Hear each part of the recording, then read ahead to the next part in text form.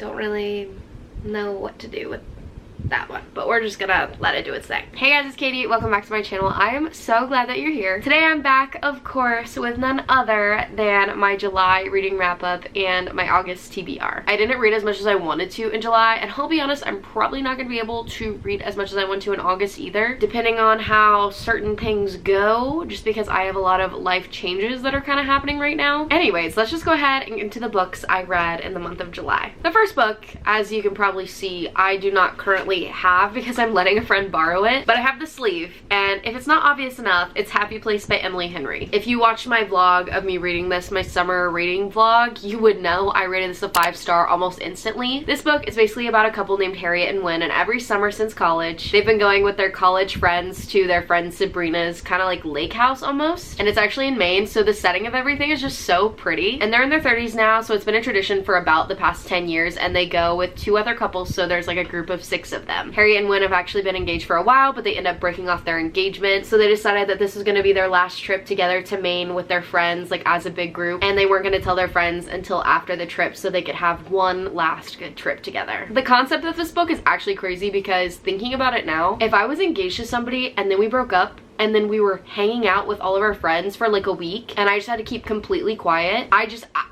I don't think I could do that. Like, this book was low-key wild at some parts. But I absolutely love this book. I related to it a lot on a personal level, especially with the whole friendships, and it talks a lot about how friendships change as you grow up. And obviously, I'm kind of in that boat right now of growing up, so I think that's why I related to it a lot. I feel like anybody would like this book and be able to relate to it super easily because of that as well. And I just loved it. I mean, here's a picture of me sobbing to prove the emotional connection that I had to it. I'm so excited to have another 5-star read, and we actually have 2 5-star reads in this video, which I am very excited to share. Also, the order of these is just so completely wrong, but we're just gonna go with it. Going along with books that I actually don't have right now, I also listened to the audiobook of I'm Glad My Mom Died by Jeanette McCurdy. I decided not to rate this book because I feel like it's not fair to rate autobiographies or memoirs or anything like that, just because they're very personal, and I don't want to judge someone's story based off of writing or anything like that, if that makes sense, because it was their real life. Especially this one, even though this was beautifully written, and I loved listening to the audiobook because it's actually Jeanette McCurdy herself. I feel like it made me connect to the story a lot more hearing the story from her voice and from her perspective, and the story was just absolutely crazy. If you've read or listened or whatever this book, you know that it is absolutely insane what her life was like growing up. If you don't know what it's about her relationship with her mom growing up basically, and kind of like her familial relationships as well. Mainly though about her mom, because it's literally called I'm Glad My Mom Died, and a lot of people are probably like, that's super harsh, why would you say that type of thing, but whenever you read the book, you'll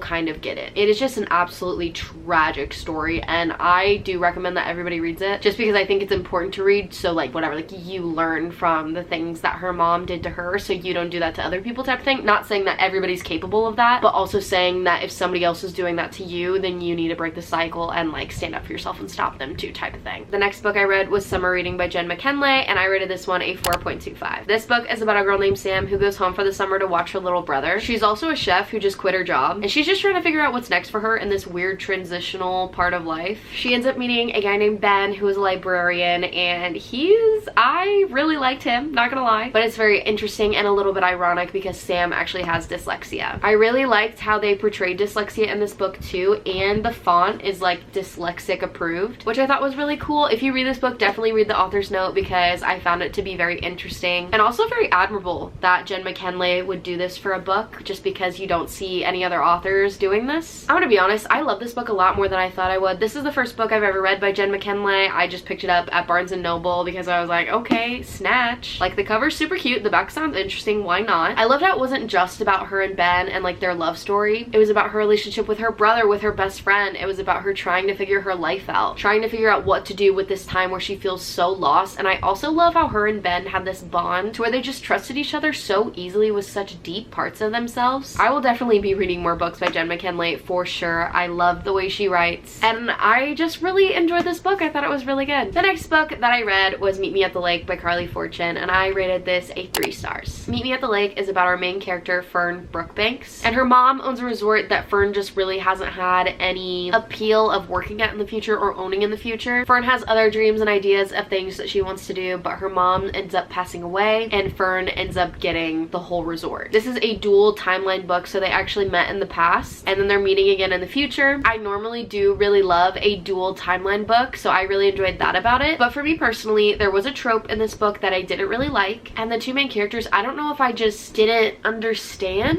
They basically spend one day together in the past and then they meet up again in the future, and I don't know if I can just believe that in one day, and I know it's just a book, but in one day that you're just head over heels fall in love with someone, you can't stop thinking about them every single day, like that type of vibe. I just don't know if I can get on that train, if that makes sense, because it just doesn't feel like realistic enough for me. Which here's me talking about realistic when I literally read about like dragons and magic and wizards and stuff. I also felt like I didn't relate to the characters that much, just personally. That's just like a personal thing, and so that's why it's a 3 stars. I liked Carly Fortune's writing though, and the cover is literally so gorgeous. The main thing though was the one trope in this book. I'm not gonna say anything about it, but it wasn't it for me. The next book I read was Mr. Wrong Number by Lynn Painter, and I rated this one a 4 stars. This book is about a girl named Olivia, and basically her life is kind of happening to her. Like, her life just went down the drain. She ends up having to move back to her hometown, and now she's living with her brother and her brother's roommate, and his brother's roommate is Colin, but we'll get back to that later. Basically, the whole premise of the book is Olivia is trying to find her place in the world, back in her hometown, and basically trying to rebuild her life. And in the midst of that, she gets a text from a like random number, and they end up chatting and talking, and she really likes talking to them. They just kind of have good banter, good chemistry over text, I guess. So she ends up naming his contact Mr. Wrong Number, i.e. the reasoning for this. And you'll never guess who Mr. Wrong Number is.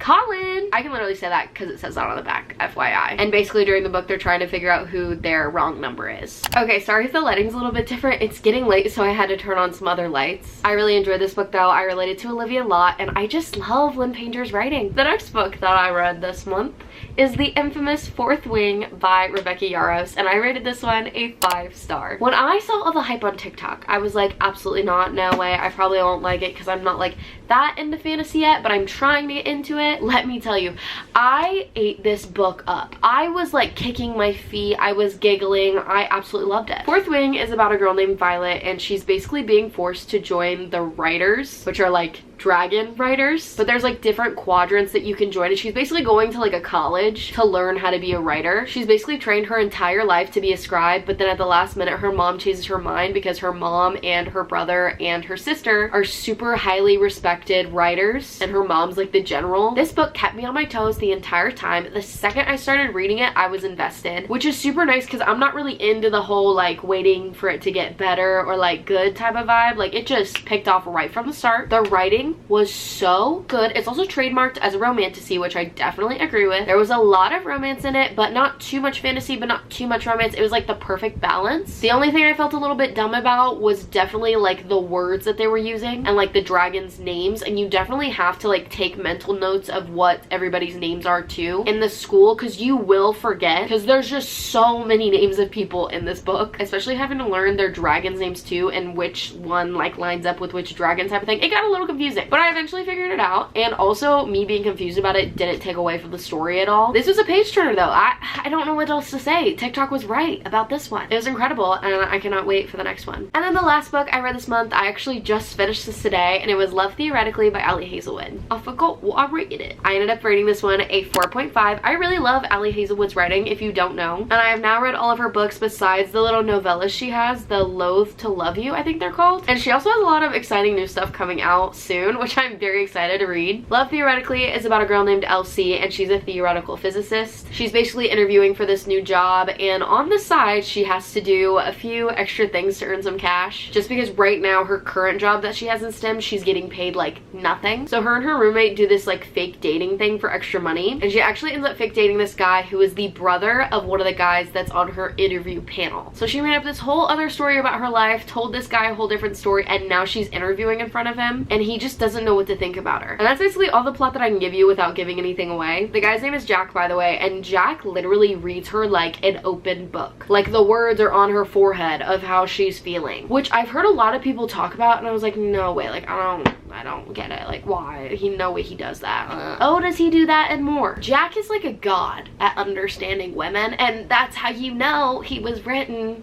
by a woman. I will say this is a little bit spicier, I feel like, than her other 2 books for sure. So just a warning for you if you really like care about that or not. And yeah, I don't know. I love Ally Hazelwood's writing. I just can't get enough of it. Okay, I believe those are all the books that I've read this month. Now we're gonna go ahead and get into my August TBR. I'm just gonna preface this right now in saying that my TBR is not that big this month. I also have 2 videos planned where like other people are picking my books, and I know some of these books will be included in that in some way, but I'm just not sure if I'm gonna be able to read these exact books, but I want to read them, and that's what matters. The first book that I want to read this month, and you guys will be so proud of me if I actually get to it, is A Court of Mist and Fury by Sarah J. Maas, and this is the second book in the ACOTAR series. Ever since I finished the first one, I've wanted to get to this one, but I've also been putting it off because 1, she is large. 2, it's said that this is the best one in the series. I really enjoyed ACOTAR. I rated that a 4.5, and I'm really excited to see where the characters go, how Reese gets thrown into the mix a little bit more, and how Farah and Tamlin are gonna deal with